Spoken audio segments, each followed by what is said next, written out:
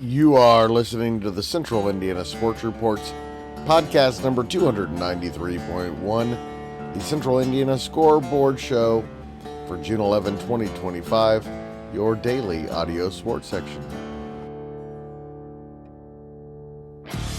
You're listening to the Central Indiana Sports Report with your host, Greg Mengels. Good morning, good afternoon, or good evening, Central Indiana sports fans. Today is June 11, 2025. It's a Wednesday. I'm your host, Greg Mengelt, podcasting today from Stage 22 in beautiful Elwood, Indiana. Producer Susie is in the control room in Jeffersonville. Coming up, the Pacers prepare for their first NBA Finals home game in 25 years. The Fever look to remain unbeaten in the Commissioner's Cup without Caitlin Clark. The Colts have new owners in charge, but don't have a quarterback. Mount Vernon won its third boys golf sectional in the last 5 years. The Reds won again, and USA Soccer sucks.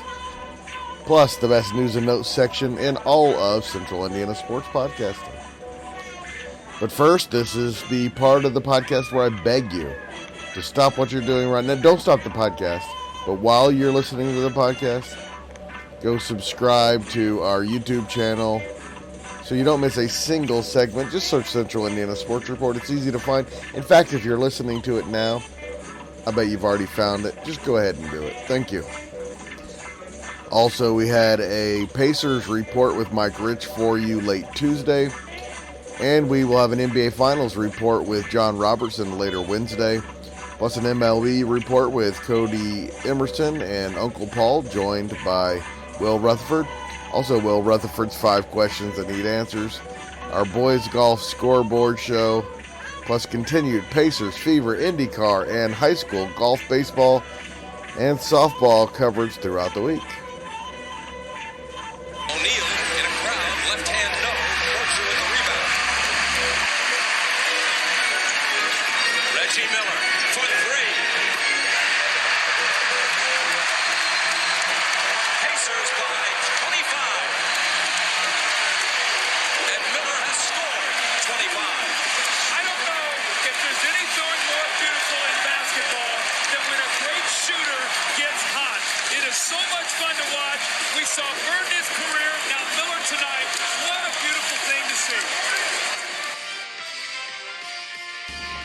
Tonight is the Pacers' first home NBA Finals game since that day, June 16, 2000, at then Conseco Fieldhouse, a 120-87 thrashing of Shaq, Kobe, and the Lakers in Game 5 of the 2000 NBA Finals.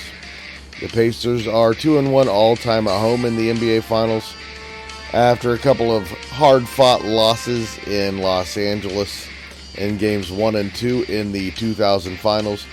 The Pacers hosted the Lakers in 3 straight games, as it was back then. The Pacers won Game 3, 191, and Game 5, which you heard the legendary Bob Costas call with Doug Collins in the 2000 Finals. Reggie Miller scored 33 points in Game 3 and 35 in Game 5. Game 4, however, was the only home loss of the series, and it was a costly one. It came at the hands of a young Kobe Bryant. He had his first legendary moment of his pro career in overtime of Game 4 after Shaquille O'Neal fouled out. Playing on a bad ankle, Kobe took over, going 4 for 5 in the extra session and giving the Lakers the lead on a reverse layup with 5.9 seconds left. LA won the game 120-118. Otherwise, there's a good chance we're not talking about the Pacers winning their first championship this year. By the way, that was the first year of the Fieldhouse. The obstacle in 2000 was Shaq, Kobe, and the Lakers. Today it's SGA and a deep and talented Thunder team that plays defense like few other teams in NBA history.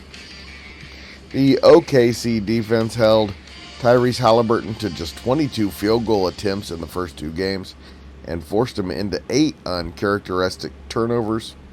The 23-24 NBA assist leader is also averaging just 6 a game in the finals. Despite being the hero throughout the playoffs and hitting the game-winning shot of Game 1 of the finals, Indiana will likely need Halliburton to be the best player in the series going forward to win it. I feel like at the point of attack, they got more guys than, most teams in the NBA that are high level at the point of attack. They're really connected on the defensive end. And I feel like they mix up coverages. I think Coach Dagnall isn't afraid to just kind of do things on the fly. He doesn't do everything that's like very traditional. He will, if you're trying to get a 33, he'll come double, like just out of nowhere. And they've really done that all year. But I just feel like they're willing to mix things up. And I think the biggest thing is just personnel. Like their personnel is different than everywhere else. But I think playing 2 games against these guys is really good. It gives me more film to watch, see where I can be better. Feel like I haven't been great by any means in the first 2 games, so I'm just trying to take what I can to prepare me for Game 3 and just trying to be the best version of myself. So just keep watching film, see where I can get better. But the answers always lie in the film. It really sounds like Halliburton believes that he can solve the Thunder defense by the end of the series. At this point, it would be kind of hard to doubt him. The Pacers have led just a minute and 54 seconds of the finals to 44 minutes and 57 seconds for OKC. The question is, does this portend doom for the Pacers, or is the series tied 1-1 with the Pacers having home court advantage in the NBA Finals for the first time in their NBA franchise history in what is now a best-of-5 series? Pacers head coach Rick Carlisle has opinions. Everything that's already happened doesn't matter other than the score of the series. And so we're going to move forward. There's a lot of things we have to do better. We realize that. I think we've lost, at least by the scoreboard, 6 out of 8 or 7 out of 8 quarters. We're playing a great team, and so we've got to make adjustments, and we got to play better. And producer Susie, that's the bottom line. Jarris Walker will not play in Game 3. He's been ruled out and likely will not see any time in this series, the way he's been moving on his ankle. And despite a noticeable limp leaving the Game 2 press conference, Halliburton is not listed on the Game 3 injury report. Of course, after Game 3 on Wednesday night, we will have our staff reaction with everybody who's available. Atlanta can hold it for the final shot.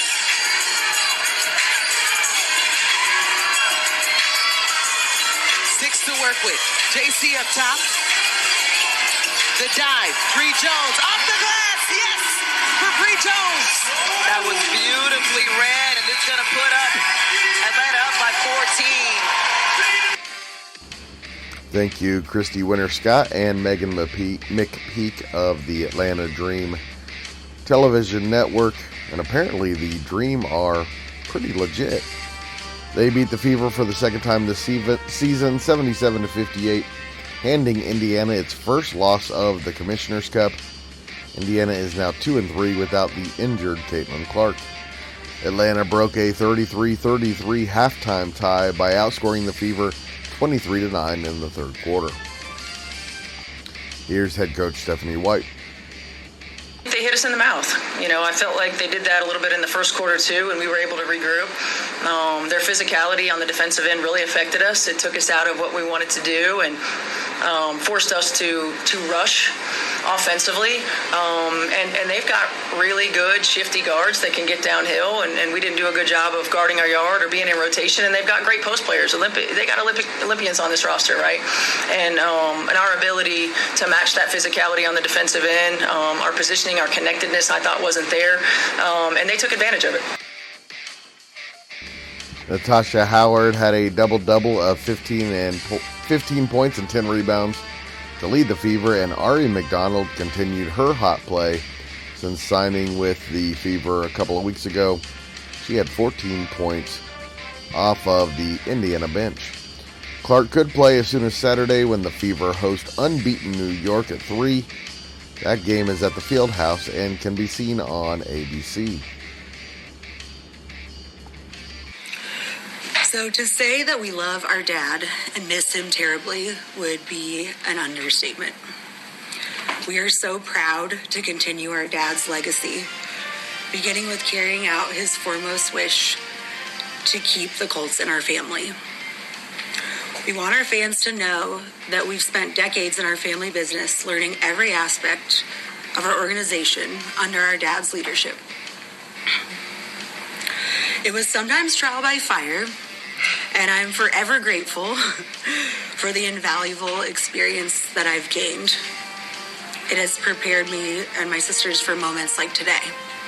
That was new Indianapolis Colts owner and CEO Carly Gordon Tuesday at the press conference to officially introduce her and her sisters, Casey Foyt and Karen Jackson, as the new owners of the franchise after their father's death on May 21st. The first order of business may be finding a quarterback. Anthony Richardson got a second opinion on his injured AC joint that he had surgically repaired in 2023 and re-aggravated this offseason. Reports are surgery isn't needed, but he'll miss mandatory minicamp this week and begin rehabilitation. He's played 15 of a possible 34 games in his first 2 seasons, dealing with all kinds of injuries, and he hasn't been good enough when he's played. Again, there's still reasons for glimmering hope for Anthony Richardson based on his dynamic athleticism, but that glimmer is dissipating. Daniel Jones is taking all the QB1 reps. Reports are that he had a really good day on Tuesday on the second day of minicamp. The other report says that tight end Tyler Warren has been an active part of the passing game. Attendance was perfect among Colts players. Some other NFL minicamp notes. 3 of the expected starting quarterbacks in the AFC are out with shoulder injuries. Richardson, the Texans' C.J. Stroud, and the Jags' Trevor Lawrence. The Steelers' T.J. Watt and Bengals' Trey Hendrickson are both holding out for new contracts. Sounds like the Bengals are expected to trade Hendrickson. And Aaron Rodgers was present for Steelers camp after signing with the franchise just 2 days ago. Of course, Rodgers, the most accurate and top-rated quarterback in NFL history. Mount Vernon won its third sectional in 5 years with an 18-hole round of 315, 5 shots better than New Palestine, in the Greenfield Central sectional at Hawkstail of Greenfield on Tuesday. The sectional was delayed a day because of rain. Greenfield Central's Avery Young beat New Pal's Luke Kofer and the Eastern Hancock duo of Parker Atkins and Zach Stevenson by a stroke to win the individual sectional championship. Kofer, Atkins, and Stevens are the 3 golfers not on one of the 3 advancing teams. They will play as individuals at the Muncie Central Regional Thursday at TPC. Newcastle was the 3rd advancing team. They shot a 325, same as Try, but the Trojans had the better 5th golfer. Greenfield finished 5th, Eastern Hancock 6th, and Shenandoah 8th. Terre Haute North beat Terre Haute South by 13 strokes to win the Terre Haute sectional at Holman Links. South's Josh Michael is the individual sectional champion. Martinsville, Brownsburg, Plainfield, and the host Artesians advanced. Brownsburg won its first sectional championship in 14 years and had the sectional's top 4 golfers. We will have a full golf sectional scoreboard and regional preview coming up for you sometime Wednesday. Speaking of golf, the 125th U.S. Open gets underway Thursday at Oakmont for a record 10th time in Glendale, California. Bryson DeChambeau is the defending champion of the U.S. Open. He did it last year at Pinehurst in North Carolina. And Scottie Scheffler is the world number 1. Of course, Rory McIlroy won the most recent major, the Masters, in April. The event can be watched on USA, NBC, or the Peacock app. He's one strike away yet again. Wallop to left center. Benson going way back. At the wall, he's got it! Andrew Abbott goes all 9. He 3 hits Cleveland and shuts them out by 1 run, 1-0.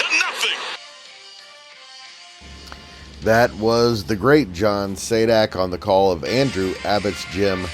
They gave the Reds their 5th straight win, 1-0 over Cleveland in Cleveland. Spencer Steer had an RBI single in the 5th that scored Will Benson, and Abbott did the rest. 9 innings, just 3 hits, of course no runs in the shutout performance. 5 strikeouts, just 1 walk. He's now 5-1 with a 1.87 ERA and looks to be headed for the All-Star game. The 5-game winning streak equals a season long for Cincinnati. They will look to make it 6 straight when they close their series in Cleveland Wednesday at 1 in the afternoon. The Reds also won 5 straight from April 23rd to 28 and again from May 15 to 19 and followed that with not very good performances, so we'll see what happens. The Cubs won 8-4 over the Bryce Harper-less Phillies by scoring the game's final 5 runs. That included Ian Happ's second home run of the season that gave the Cubs the lead for good at 5-4 in the 6th inning. The Brewers kept pace with the Cubs with a 4-1 win over the struggling Braves, and the Cardinals fell to Toronto 10-9. Aaron Judge hit his 24th home run of the season, a 469-footer in the first inning of the Yankees' 10-2 win over the Royals. The Padres beat the Dodgers 11-1, and the Giants are within a half game of LA after a 6-5 win over Colorado. The East-leading Mets beat Colorado 5-4. We will have our Major League Baseball report with Cody Emerson and Paul Tipton out for you sometime Wednesday. We were joined by Will Rutherford on that one. And things just keep getting worse and worse for a USA men's soccer team that was expected to be peaking by now and expected to be at least a small factor in the upcoming World Cup. Man, it doesn't look like that at all. Switzerland scored all 4 of its goals in a 24-minute span in the middle of the first half. The Americans, who decided to show up, didn't even have a shot on goal. The team has now lost 4 straight and needs to reboot and do it quickly. Maybe build a roster around guys who actually want to show up and don't sit out of games just because they're too tired. The game is the final tune-up for the Gold Cup, the North American and Caribbean Championships being played across the U.S. this summer. Strangely, none of the 14 sites are east of the Mississippi. The closest one to us is St. Louis. The Americans begin Sunday in San Jose against Trinidad and Tobago. I don't even know if they can beat them at that point. And also play Haiti and the invited guest to the tournament, Saudi Arabia, in their pool. The single elimination knockout round begins June 28th. The U.S., Mexico, and Canada, of course, will be hosting the 2026 World Cup. Joseph Newgarden is the odds-on favorite to win Sunday night's IndyCar race at the Worldwide Technology Raceway in the suburbs of St. Louis. Defending race champion Newgarden is 250-1, despite struggling throughout the entire season so far. With Indy 500 champion Alex Palou, the winner of 5 of the first 7 races, second at plus 350. The rest of the top 10 is Scott McLaughlin, Pato O'Ward, David Malukas, Colton Herta, Will Power, Scott Dixon, Kyle Kirkwood, and Marcus Erickson. Given those odds, I'd take Kirkwood at 12-1, and Alexander Rossi and Santino Ferrucci at 25-1. Not necessarily my picks to win the race, but those are pretty long odds for guys who, going into a weekend, definitely have a chance to at least be competitive. It's a rare Sunday night race and can be seen at 8 o'clock on Fox. We will preview that race later in the week with Dave Chanley, and he will react to the race on Monday following Sunday evening's oval race. IU football coach Curt Cignetti landed a commitment from soon-to-be senior linebacker Jaden Williams from Massillon, Ohio. According to 24/7 Sports, Williams is a 3-star recruit who also had offers from Boston College, Cincinnati, Duke, Kentucky, Virginia, West Virginia, and Wake Forest, among others. One of the state's top prospects for the 2028 class, Fort Wayne Northrop sophomore Maddox Wheel, tweeted that he has been offered a scholarship from Coach Cignetti and the Hoosiers. 24/7 Sports reported earlier offers to Wheel from Michigan, Minnesota, and Miami, among others. IU baseball star Devin Taylor was named first-team All-American by Perfect Game USA Monday. Taylor homered 18 times, drove in 66 runs, and crossed the plate 60 times in his junior season, and has been named a Golden Spikes National Player of the Year semifinalist. Westfield incoming senior star Joe Maverick tweeted Monday that he's committed to continue his football life at the University of Ohio. According to On3 Sports, Maverick chose the Bobcats over Cornell. Carmel incoming senior Isaac Nelson tweeted Monday that he had a great visit at Ohio State over the weekend. Nelson coming off a 4th place finish at the 100-meter dash at the state finals over the weekend as well, running a 10.5 flat. He had 53 tackles, an interception, and 5 passes defended as a junior for the 3-7 Greyhound, and is being pursued by the likes of IU, Minnesota, Toledo, Bowling Green, and the military academies. Whoever gets him is getting a good one. And Terre Haute North has named alum Aaron Edwards as its new head football coach. And now you know everything we know about Central Indiana sports. That's your daily update. Become a subscriber, follower, or liker, or whatever it is at whatever place. Just search Central Indiana Sports Report at YouTube, Spotify, Apple, Amazon, or SoundCloud if you would like us to continue updating you every day. Thanks for listening. Always appreciate it. Please share these podcasts with your friends and family to help us continue to grow and thrive and bring you these podcasts. We humbly thank you in advance.